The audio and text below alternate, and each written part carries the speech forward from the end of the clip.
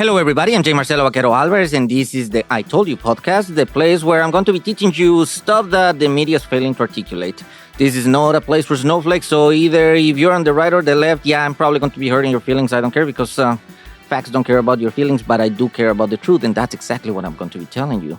So I'm going to be keeping this thing brutally honest because people have been fucking up for too long, and somebody needs to tell them what's going on. And that happened to be me, so you're very welcome. Today, we're going to be talking about why NATO is vital to America's very survival. So you cannot look away from this. Unfortunately, you have to be paying attention to this because you live on this planet, at least before it gets vaporized. So that's what we're going to be talking about today.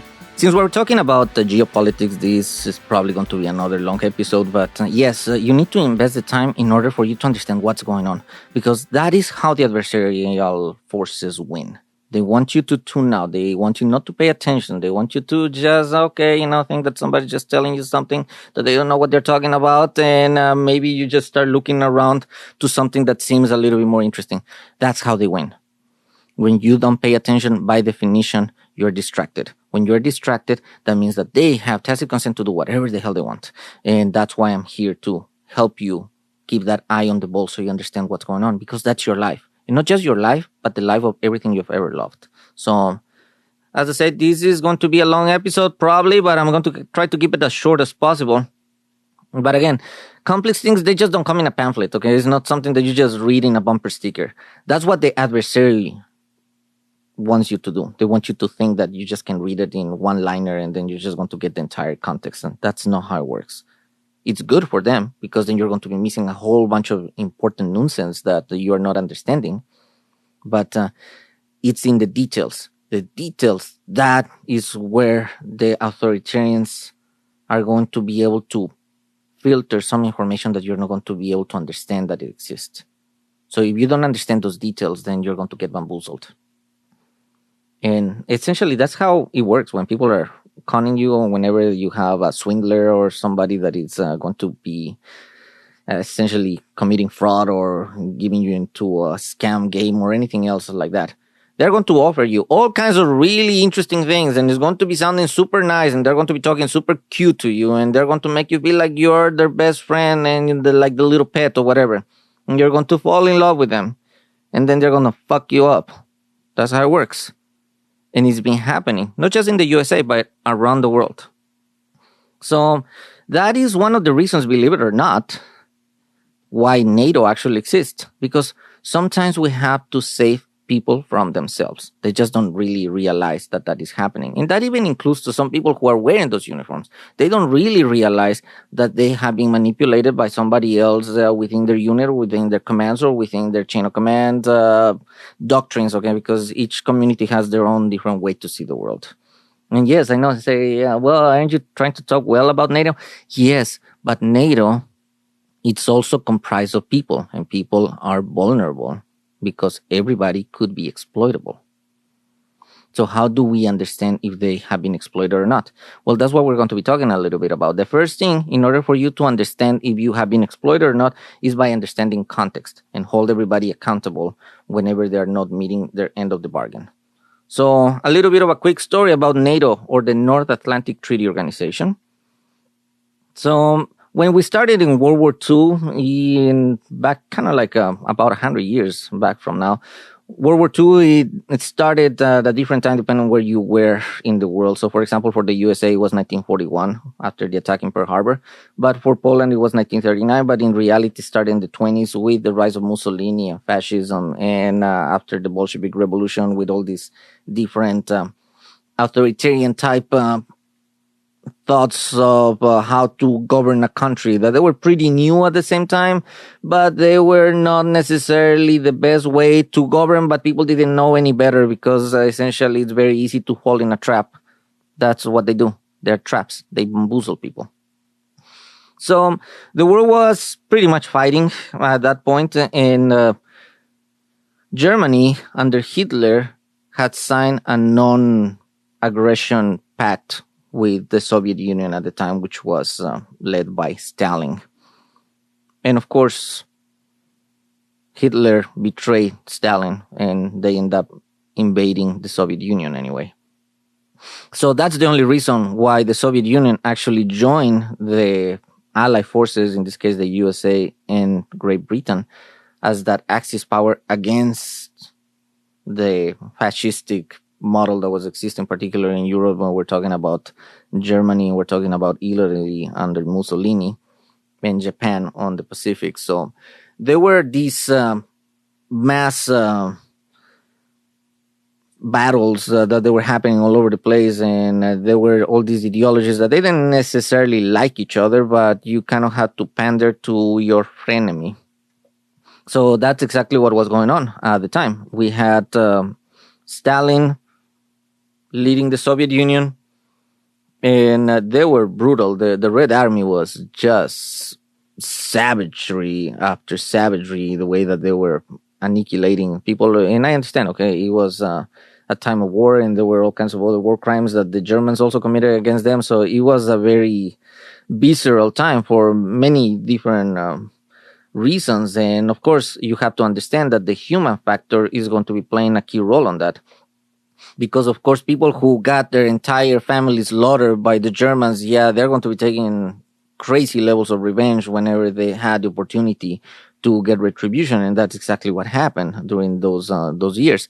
And by the way, that's now why we actually have rules of war, and that's the Geneva Convention, and there's how you're actually supposed to conduct yourself, because not because you're in war, you can actually do whatever the hell you want to kill other people. That is genocide, and it's, of course, not only legal, but it's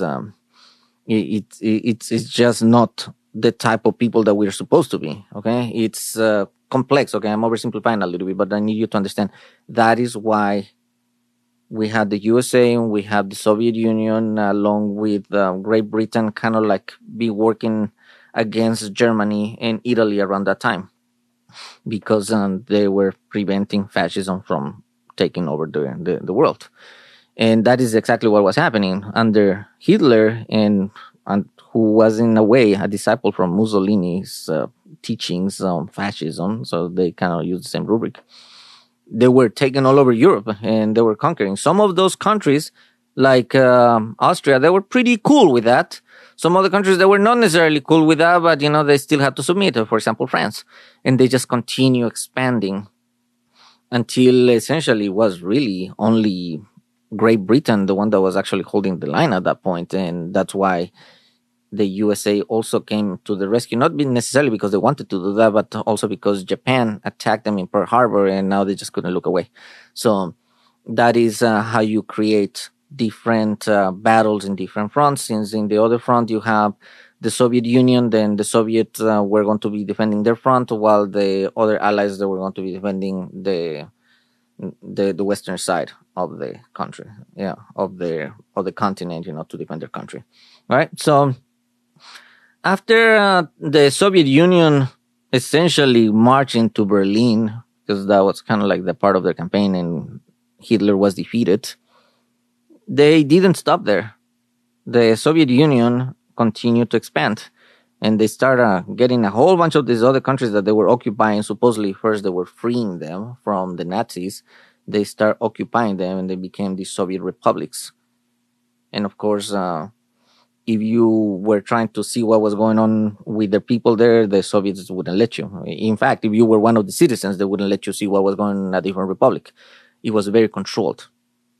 And they were moving these throughout the world, and that even included China, which is to this day, it's communist, and to some of the other countries around the world that they were also keen to that perception. And that's, for example, we have Cuba, of course, with Castro, who was essentially a puppet for the Soviet Union at the time. But, they have that strategic level and geography that was very close to the USA. So definitely they were going to keep them there. And that also brings us to understand that the first, second, and third world countries, okay? A lot of times you understand first world country, okay, these countries where everybody knows that they're very affluent, and the third world countries, pretty much all these developing nations, that they are pretty much destitute. But did you know what the second world country was?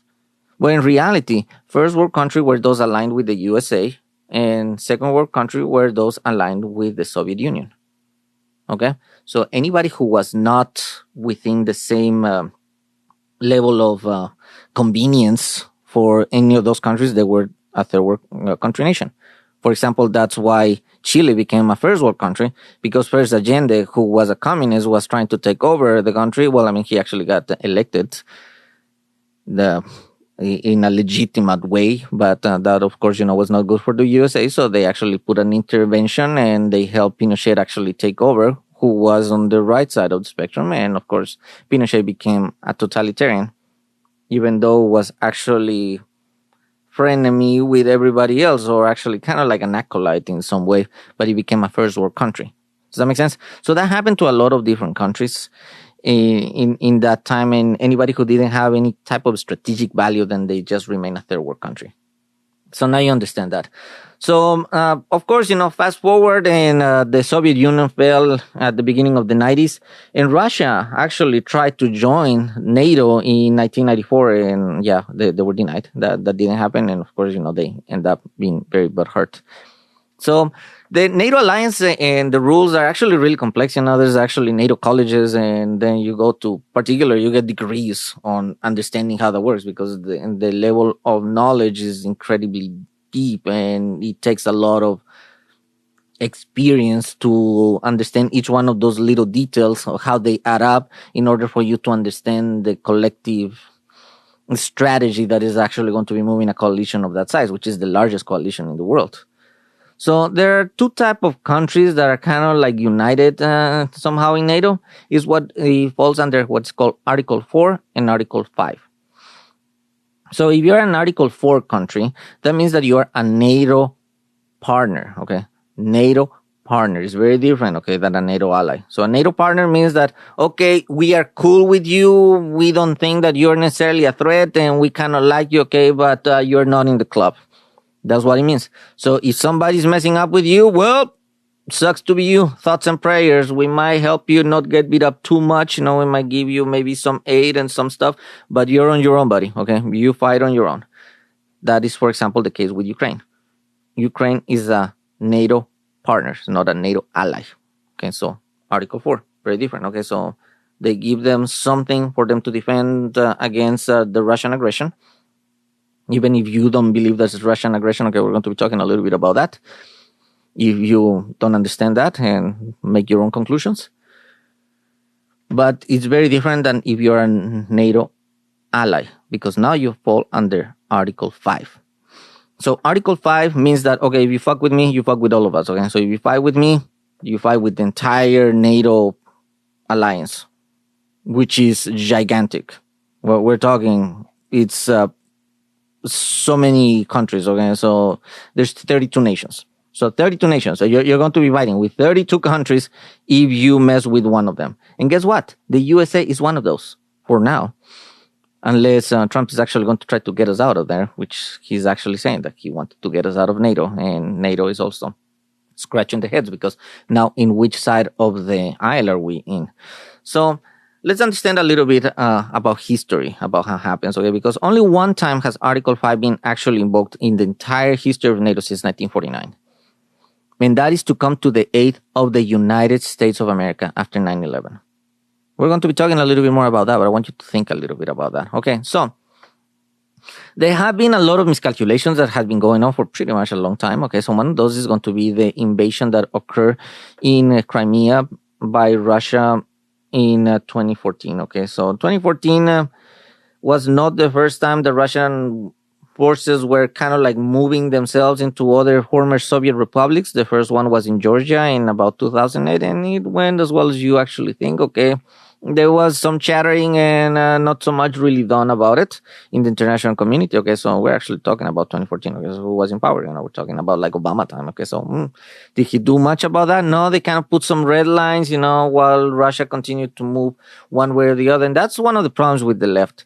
They don't really understand whenever somebody's taking advantage of them. They don't call them out necessarily, okay? They're going to draw a red line, and whenever they cross that red line, say, okay, what, motherfucker?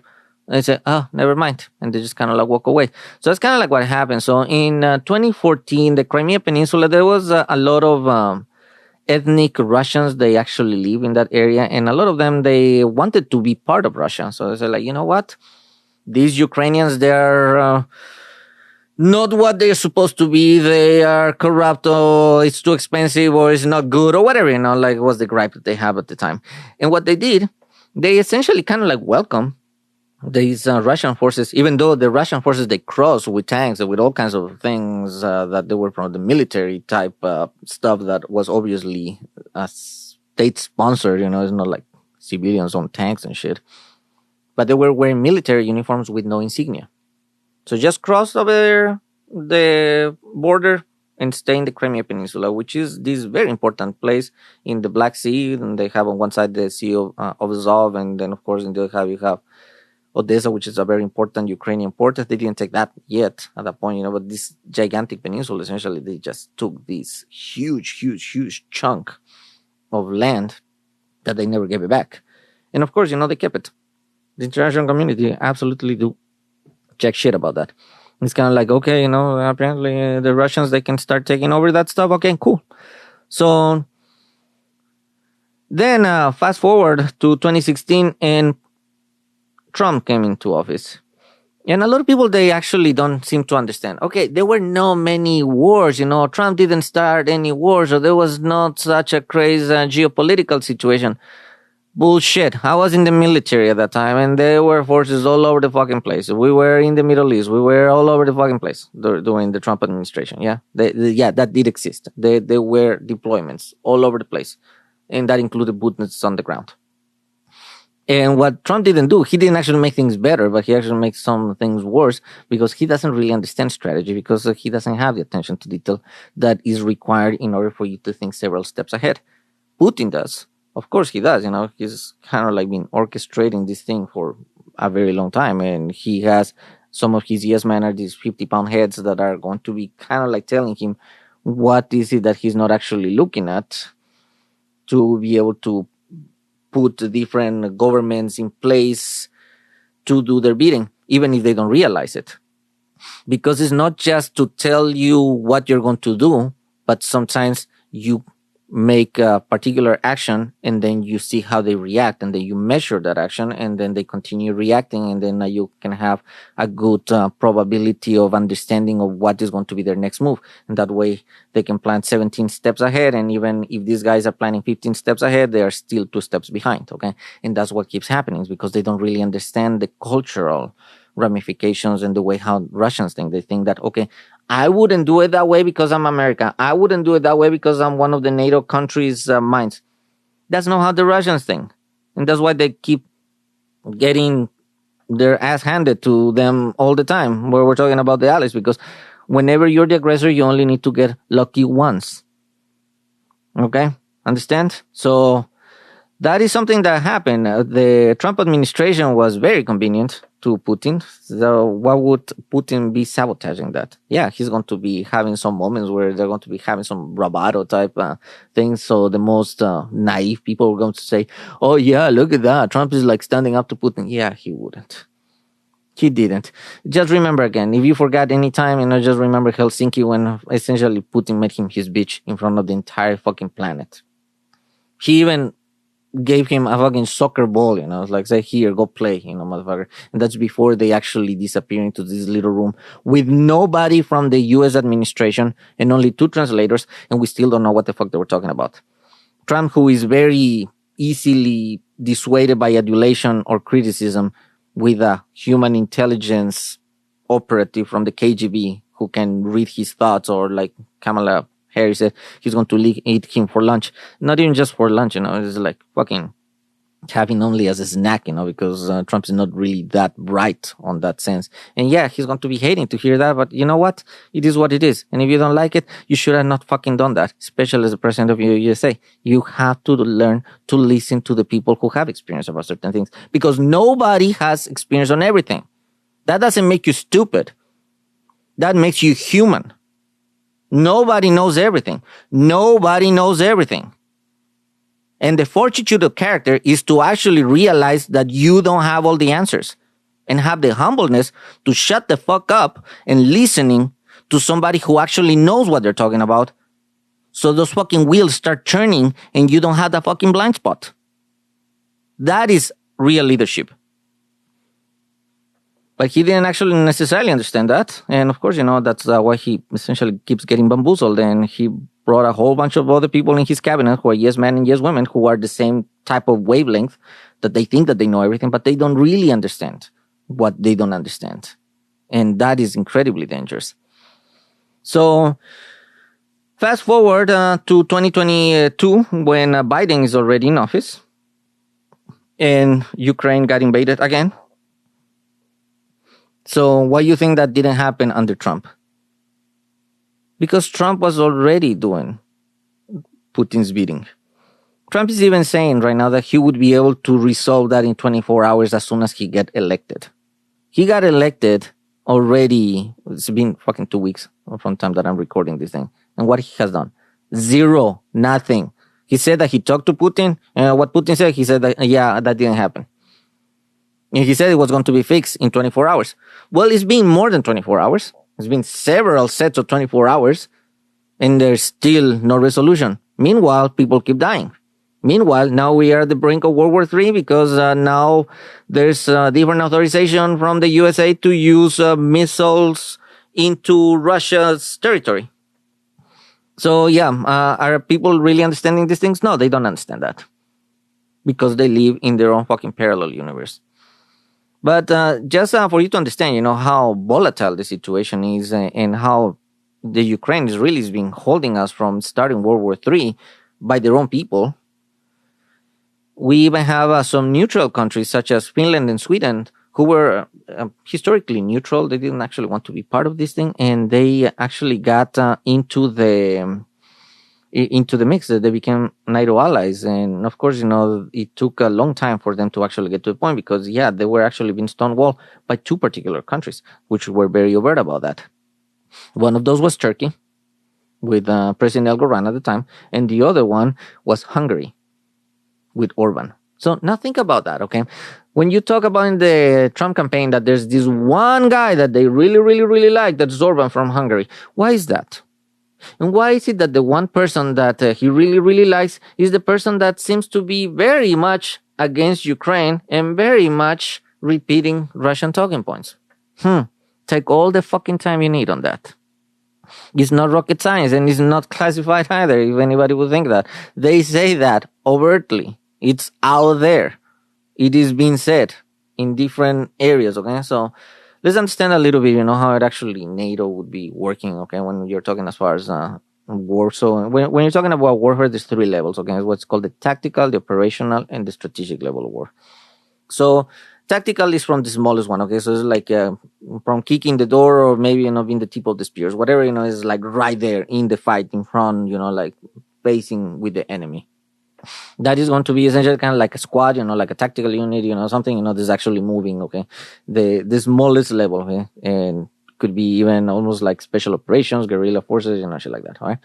Now, when you're talking about an operational level, now you're actually talking about theater level. So you're actually talking like about a larger area, okay? So you have, being a big body of water or maybe, like a whole sea or maybe, like a whole bunch of different countries, it's going to be like a large area, okay? And everything that is actually in there. And strategic, that means essentially worldwide. Okay, so now you're actually talking about big picture. Okay, you're talking, like intercontinental ballistic missiles. You're talking about submarines that they can go from one side of the planet to another one and destroy a whole fucking city or a whole fucking country. Okay, so that is what we're actually talking as far as when we go from those different levels. So NATO is going to be operating in each one of those depending on which country you have. You have involved, okay? Because not every country in NATO is made the same. Some countries are fucking tiny. Like Luxembourg is like a really, really, really tiny country. So it's going to be very different if you're talking about like a much bigger country, like say Spain, okay? So Spain is going to be a much different country. It has a different strategic advantage because they have access to the Mediterranean. They have access to the Atlantic Ocean from different coasts. They have a whole bunch of other people, population, GDP. There's a whole bunch of stuff, There's actually going to be affecting how each country is going to be working into the whole scheme of things. That doesn't necessarily mean that one is going to be better than the other. It is going to be based on what capabilities and limitations you actually have, depending from each country. So, in other words, NATO is supposed to be defending their whole neighborhood. Okay, it's making sure make sure that they are within certain areas. Why? Because Europe, the way that the map is created, has many strategical points of importance for whoever is going to be controlling those points. Okay, so geography, this is what I was telling you in the previous episode. If you control certain choking points or certain choke points, then you control the world, because that moves the flow, traffic, freight forwarders, commerce, internet cables. There's all kinds of different shit, that is actually happening underneath those waves. And also the coastlines and what are going to be the topography, the mountain heights. There's all kinds of shit. Okay, they're going to be taken in consideration whenever you're actually going to be playing a particular level of war. So it is important for you to understand that each NATO ally had different capabilities and limitations, and that's how it's actually going to be working through. Okay, so it makes it a much better adversary, really, because now you actually have some countries that are going to be at the strategic level, and some at the operational level, and some at the tactical level, because they're small, but they are going to be able to defend essentially their own area. And yes, I'm oversimplifying because military operations are, of course, very complex, and that's why people actually go to particular long fields of study, as I was telling you, like the NATO college itself, they go to study that for a long time for them to really understand those intricacies, because there's a lot to learn. So, of course, that is going to be going way the fuck over the head by the normal citizen who doesn't understand, or even to the normal military person who's not part of that alliance. Why? Because, of course, a lot of people in the military, they're going to be in their lane. Okay, this is your mission. This is what you do. This is what you see. Okay, you don't get to see that. You get to see that. Okay, and this is your mission. You don't talk about that. You talk about this. Okay, so when you talk about this particular side of the question, then it's going to be very hard for you to really understand holistically what happens in other areas. Unless you are in a particular different discipline, such as intelligence or special operations or different things that are actually going to be giving you that worldwide view, you have that bird's eye view of what is actually going on in the battle space. Otherwise, it's going to be the same thing as if you're driving the highway. You just get to see whatever you get to see from your windshield, but you don't necessarily get to see what a helicopter would be seeing from overhead. Does that make sense? Okay, so those are going to be some of the differences that you have to understand in order for you to see how these military operations are going to be happening. And NATO, yes, of course, does it have room for improvement? So fucking absolutely, yes, it does. Any military force has room for improvement, to include the USA, and that is required. That is needed. You just cannot become a victim of your own grandiosity and you think that you have everything else figured out, because that's not how it works, okay? You are going to have to learn all kinds of other things.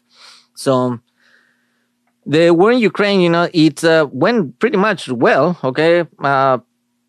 Because now all the setting that Russia had already put during the Trump era, the first Trump era, was paying off. As I told you before, okay, it's kind of like water damage, okay, seeping little by little, and it's going to be damaging the thing without you actually understanding what's going on. That is what was going on during that period of time. They were not going to be killing the golden goose at that point. They're going to be doing something that now is going to be advantageous for them. And how they do that? Well, make it a lot harder for Ukraine to defend themselves. How? By attacking the American people, because they're saying, whoa, we're giving you the allowance, Ukraine, to defend yourself.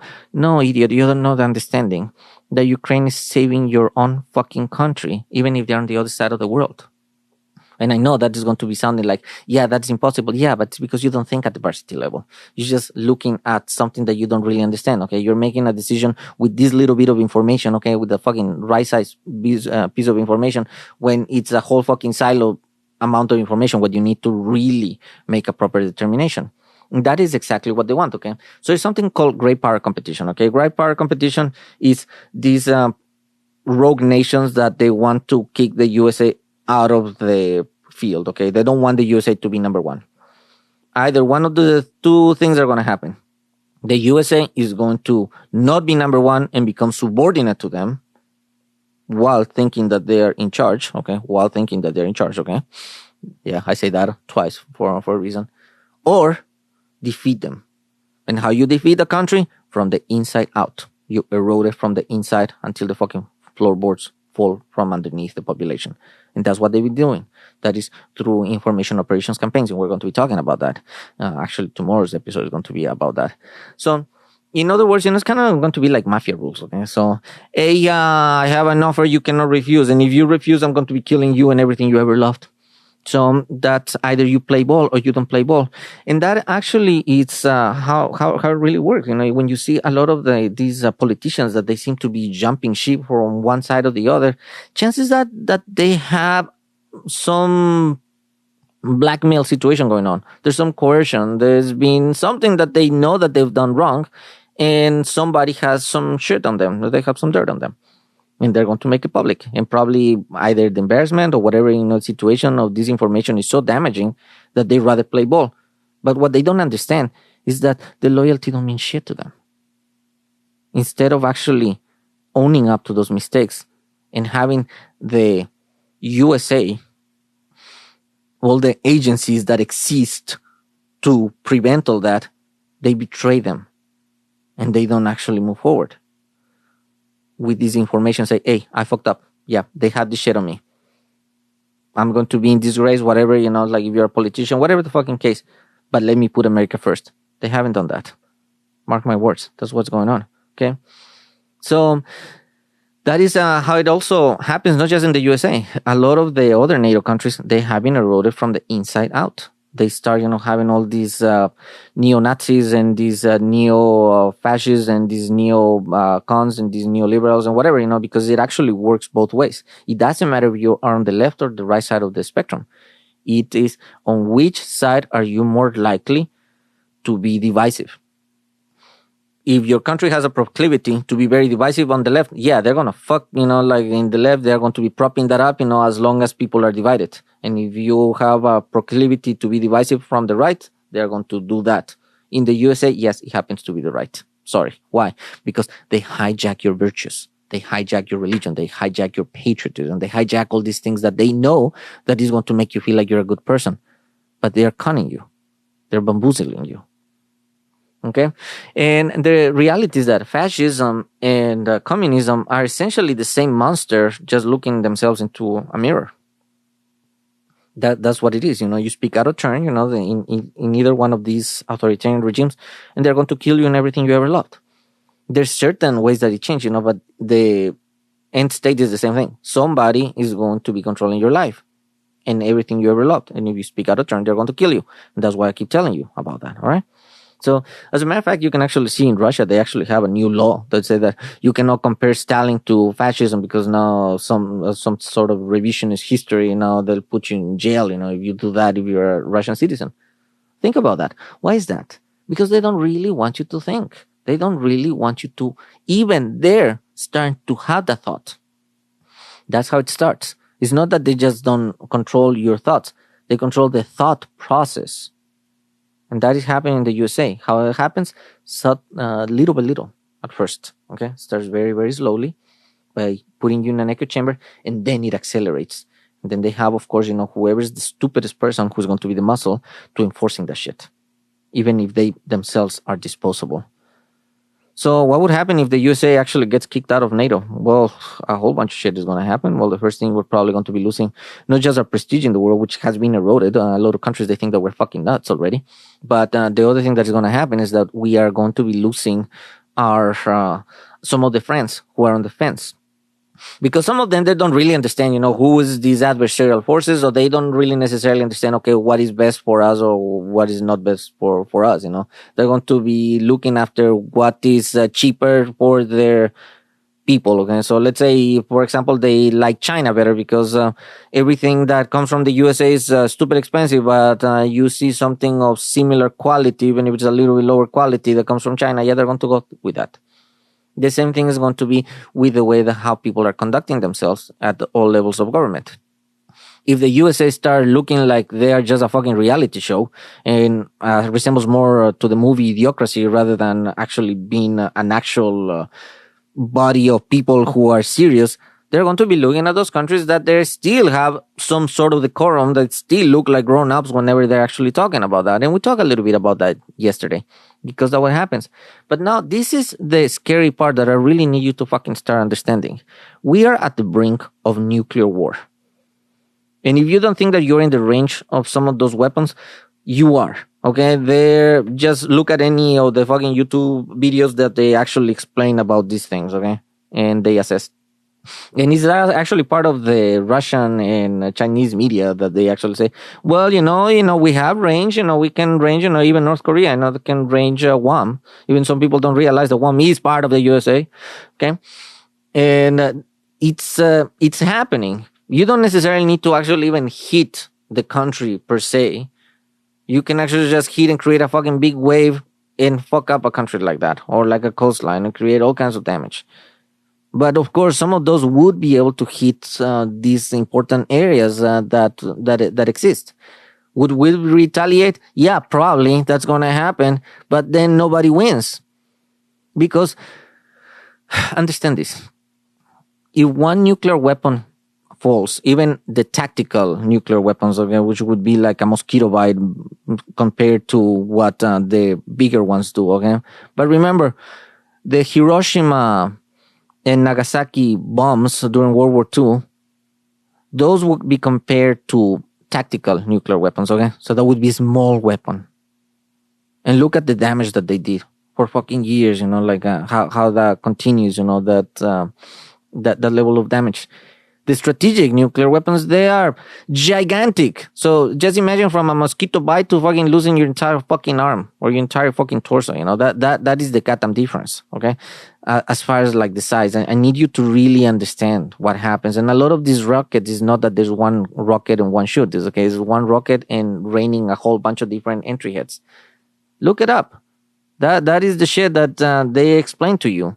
That is how it happens, okay? That is how nuclear warheads work. That's why they're so fucking destructive. That's why we have what's called MAD, okay? The mutual assured destruction, okay? So if one nuke falls in, it's not going to be the last one. You are going to get fucking vaporized, especially for some of you Christians who think that the second coming of Jesus comes from the Golden Heights. No, it's not. You're going to get fucking vaporized. That is what's going to happen. Yeah, you're going to meet your Jesus, not in the way that you thought you were going to meet it. You're going to fucking meet them as a fucking radioactive cloud. That's how you're going to meet them. Okay? So you also have to understand, what is going to be the difference as far as what would be the nuclear destruction. Okay, so let's say if somebody is shooting to the USA, hopefully we're going to be able to shoot some of those down. Hopefully. If we don't, then we're still a big island. Okay, the American continent is a big island that is separated from the Eurasian landmass. So pretty much, okay, is the American continent, okay, from North and South America, okay, like all that little skinny big country separated by the Atlantic and the Pacific, and then you have all Eurasia.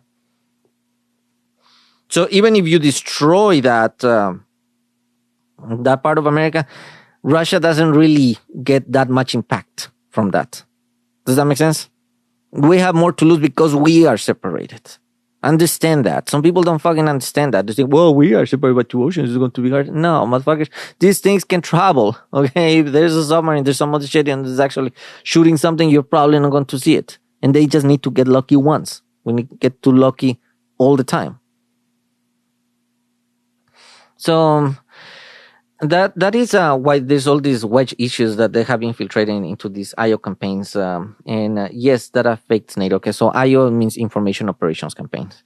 And that is how you brainwash people. I talk a lot about that in both my books, Authoritarianism and Propaganda, the Puppet Master Tools, and my other book, Woke and Proud, The Charlatan's Inconvenience. So you understand, how this brainwashing actually occurs. And it occurs and it's going to continue occurring. Because unless you actually understand what is the reality, you're going to become victims of that. I, of course, speak a lot about that in my website, www.halflifecrisis.com. Go to the article section. You're going to be able to see. I've been talking about this thing for years in exuberant detail because it's important, okay? I know this shit. Okay, I know this shit. I need you to also understand it. It doesn't do me any good if I'm just fucking screaming at a wall. Okay. And that is why I also created my other website, www.infoincontext.com, which is an educational tool so you can understand what are these wedge issues. You can understand how these red flags are supposed to be identified so you can do something about that. But this is a team effort. All I can do is just give you this information. If it stays there, really, what I'm actually doing with this podcast is just a time capsule. For somebody, hopefully, is going to be seeing this thing decades from now and say, like, well, while everybody else was a fucking idiot, at least there was this guy with the accent who at least was telling you what was going on. I wonder why the fuck they didn't listen when they could have. Well, that's what we have going on. So our next topic is going to be the information operation campaigns and the role into these massive cognitive dissidents. So nothing that you're consuming right now is by chance. So if you're bombarded with advertisement and some other type of propaganda, that is by choice of somebody that is planting that from you, okay? Not your choice. They are moving your choice by moving certain rhetoric into action, okay? But most people are not going to be wise enough to understand that. And that's why I'm teaching you. That's actually what I'm doing. Because a lot of people are now confusing facts with opinions. They think, well, it's my opinion. No, I think this, I think that's. No, what you think doesn't fucking matters. What do you know? What can you prove? Because if you just think it, then it's not measurable. It needs to be measurable. And yes, I read extensively about that. And my goal is to help people get the program who are victims of these information campaigns, these information operation campaigns, because when they are victims of these information operation campaigns, then we all suffer. We all suffer. Okay. So remember, this is a trap. If you have fallen victim of that and you being naive and I'm still calling you stupid for doing that, okay, don't feel bad. Okay, we all can be stupid about something. Yeah, it happens. Yeah. If I'm talking tough to you that you feel that it's hurting your feelings, well, fucking get over it. Okay. Because I'm telling you something that nobody else is telling you. Not even the media. They don't fucking understand the shit. So I'm explaining that to them. Hopefully they're going to be listening. Chances are they won't. And this is, as I said, just going to become a time capsule. But understand this. A trap is designed to snare you with ease. And maybe even you feel cozy inside of that, because the adversary forces are always thinking several steps ahead of you. And the role of NATO is to prevent those adversarial forces from moving that far forward. Now, you also have to understand again that a lot of the NATO members are people, and they are too vulnerable to these information operation campaigns. All right, guys, we're going to be talking a little bit that tomorrow again. So until then, see you later. Bye-bye.